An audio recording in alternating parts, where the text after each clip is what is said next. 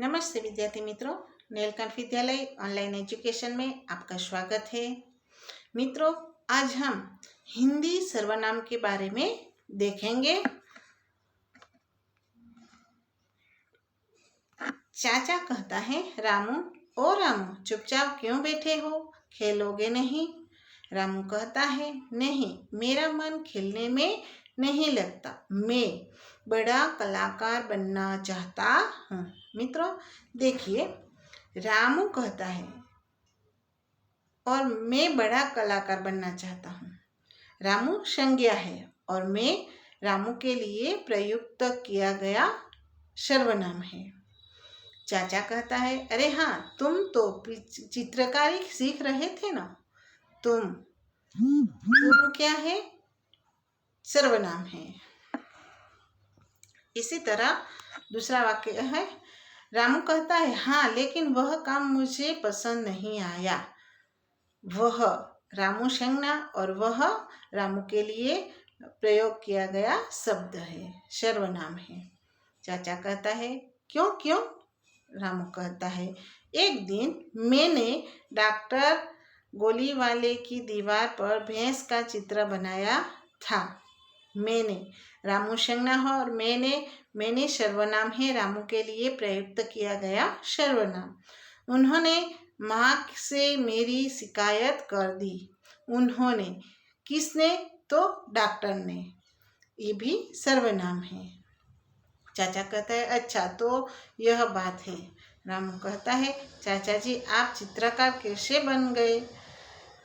आप किसके लिए प्रयुक्त किया गया है? चाचा के लिए।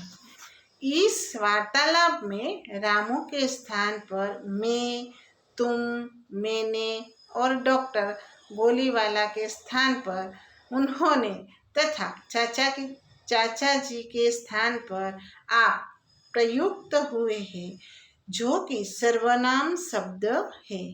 इस प्रकार संज्ञा के स्थान पर प्रयुक्त होने वाले शब्द सर्वनाम कहलाते हैं। मित्रों, किसके स्थान पर? संज्ञा के स्थान पर प्रयुक्त होने वाले शब्द सर्वनाम कहलाते हैं। अब हम थोड़े से वाक्य देखेंगे। आप कहाँ जा रहे हैं? चलो हम स्कूल चले। आओ हम नदी पहाड़ खेलें। तुम्हें मेरी कविताएं अच्छी लगी? दाल में कुछ पड़ा हुआ है। मैं तो बहुत प्रतिभाशाली हूँ, उसे तो बस हंसना आता है। वह अपने आप खड़ा होने लगा है। उपयुक्त वाक्यों में रेखांकित शब्द सर्वनाम है। वाक्यों में इन शब्दों को उपयोग संज्ञा के स्थान पर हुआ है। सर्वनाम के रूपों में प्रयुक्त होने वाले शब्द। सर्वनाम के शब्दों में कैसे कैसे शब्द होते हैं? मैं, हम, मेरा, हमारा, मुझे, हमें, मुझ में, मुझसे, मेरे लिए, हमसे, हमारे लिए, तू, तुम, तुम्हारा, आप, आपका, आपसे, आपको, तुम्हें, तुम्हारी, तुम्हारे, तेरे, तुझे, वह, वे, उसे, उनका, उन्हें, उनसे, उनकी, उसका, उससे, उनकी, उनके, यह, ये, इसे, इसको, इन्हें, इनका, इनसे, इनके लिए, कौन, किसे, कुछ, कोई, किसी, कब, कैसे, किसी को, किससे, क्या, जैसा, वैसा, स्वयं, आप, खुद और स्वतः। ये सब संज्ञा के स्थान पर प्रयुक्त होने वाले सर्वनाम के शब्द हैं। अब हम सर्वनाम की परिभाषा देखेंगे। संज्ञा के स्थान पर प्रयुक्त किए जाने वाले शब्दों को सर्वनाम कहते हैं। जैसे आप, तू, यह, मैं, वह, कुछ आदि। उदाहरण के रूप में हम देखेंगे, राम खेलकर आया, वह अब पढ़ेगा। राम क्या है? संज्ञा है और वह सर्वनाम है।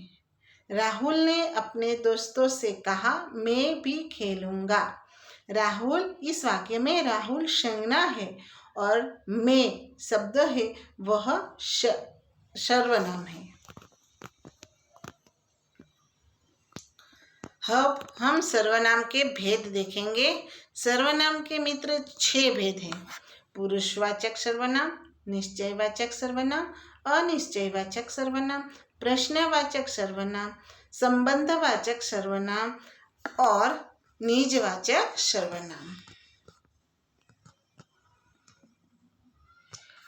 अब हम सर्वनाम के प्रकार को विस्तार से देखेंगे। पहला प्रकार है पुरुषवाचक सर्वनाम। जिस सर्वनाम का प्रयोग बोलने वाले, सुनने वाले या किसी अन्य के लिए होता है उसे पुरुषवाचक सर्वनाम कहते हैं, जैसे मैं, तुम, वह आदि। सर्वनाम के पुरुषवाचक सर्वनाम के 3 भेद हैं। पहला उत्तम पुरुषवाचक, दूसरा मध्यम पुरुषवाचक और तीसरा अन्य पुरुषवाचक। पहला उत्तम पुरुषवाचक किसे कहते हैं?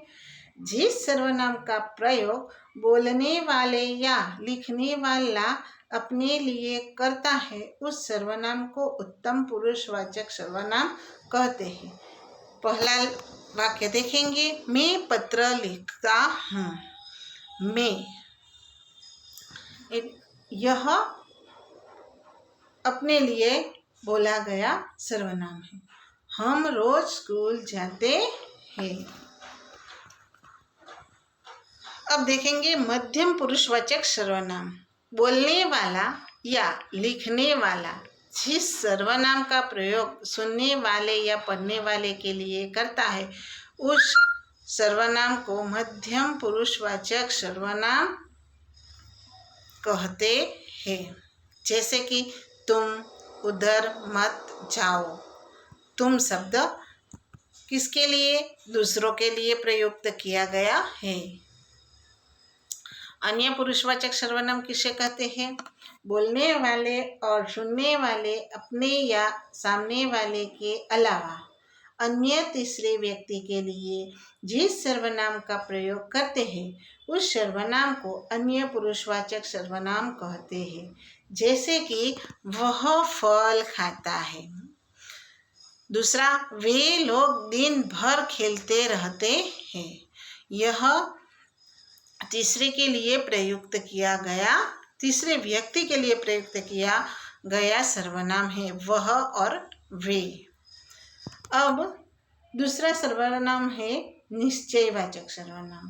किसे कहते हैं? जो सर्वनाम किसी निश्चित वस्तु, व्यक्ति या घटना के लिए प्रयुक्त होते हैं वे निश्चयवाचक सर्वनाम कहलाते हैं। जैसे वह मेरा भाई है। यह एक किताब है, उसका निश्चय प्रमाण है वह मेरा ही भाई है, इसलिए स्थापित हो जाता है कि यह निश्चय इसी का भाई है, इसलिए उसे निश्चयवाचक सर्वनाम कहा जाता है। अब हम देखेंगे अनिश्चयवाचक सर्वनाम किसे कहते हैं?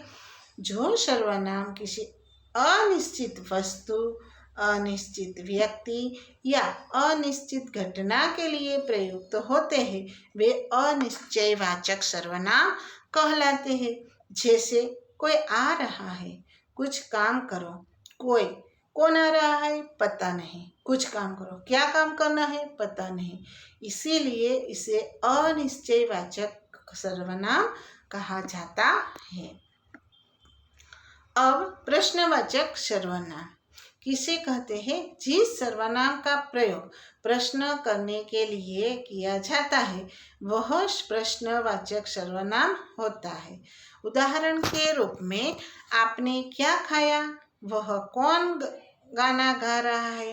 क्या और कौन, यह प्रश्नसूचक सर्वनाम है, इसीलिए उसे प्रश्नवाचक सर्वनाम कहा जाता है। पांचवा सर्वनाम है संबंधवाचक सर्वनाम। जिस सर्वनाम से एक शब्द या वाक्य को दूसरे शब्द या वाक्यों से संबंध जाना जाता है वह संबंधवाचक सर्वनाम होता है। जैसे जो सोएगा वो खोवेगा, जो करेगा वो भरेगा। यह वाक्य में सोवेगा, खोवेगा, करेगा, भरेगा एक दूसरे से संबंध जुड़े हुए हैं, इसीलिए उसे संबंधवाचक सर्वनाम कहा गया है। अब देखते हैं निजवाचक सर्वनाम। वक्ता या लेखक जिस सर्वनाम का प्रयोग वाक्य में अपने लिए करता है उसे निजवाचक सर्वनाम कहा जाता है। निज यानी कि पोते, अपने लिए। जैसे हम अपना काम अपने आप करना चाहते हैं, तुम अपना काम स्वयं करो। इस वाक्य में स्वयं के लिए प्रयुक्त किया गया सर्वनाम है हम और तुम, इसीलिए उसे निजवाचक सर्वनाम कहा जाता है। मित्रों, आज हमने सर्वनाम किसे कहते हैं और सर्वनाम के भेदों को हमने देखा।